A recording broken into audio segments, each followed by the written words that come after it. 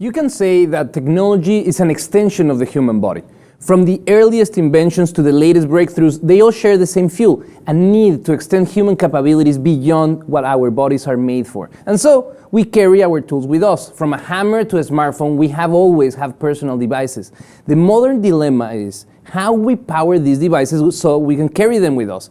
Well, some scientists think our body can take care of that. Yes, you heard right. The next generation of electronic devices might not just be near our bodies, they could be powered by our own blood, sweat, and tears, Margaret. And this is pretty cool. It's pretty advanced science, but the principle is that our bodies burn around 2,000, 2,500 calories a day. That so happens to be the amount that you need to power a smartphone for a day. How cool is this? It's pretty cool. Had I known, I would have, I mean, we're not there. Could I charge my own exactly, phone? we're not there just yet. But the whole idea is that we are tapping into these three resources: our blood, our sweat, and our tears, on top of our movement. Because the first layer of this new generation of devices trying to be powered by human bodies is movement, kinetic energy. And we all know, we've seen the cranks and we've seen an electric bicycle where we generate with movement. Now they're taking it to the next level.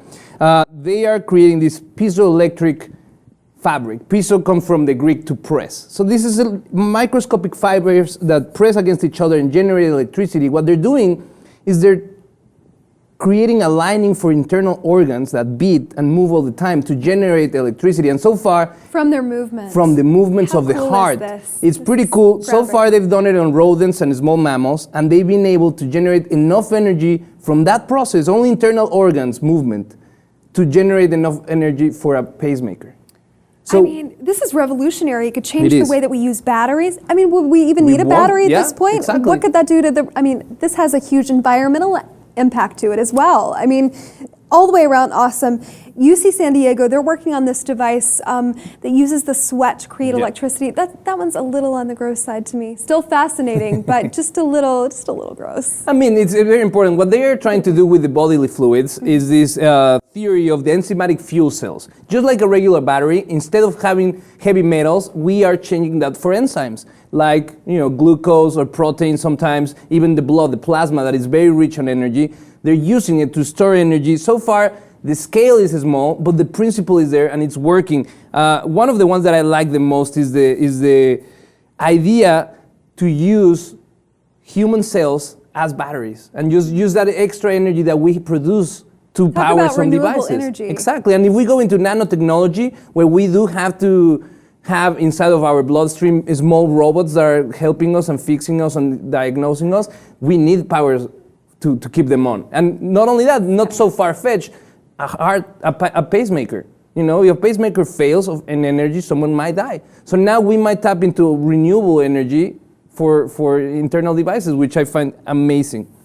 Unbelievable. And also the chemical aspect of this, not just the movement.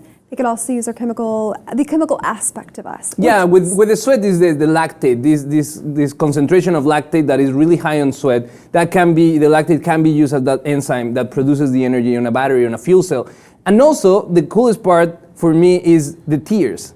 With tears, they're trying to develop these contact lenses that are the power comes from the enzyme breakdown of the tears. But not only that, the change of humectation of the eye allows the contact lens to focus, to enhance. So the possibilities of that technology are great because for virtual reality, gaming, even for a doctor operating, they can create these inserts. Like we've covered here in the lip the contact lens that will give you super sight.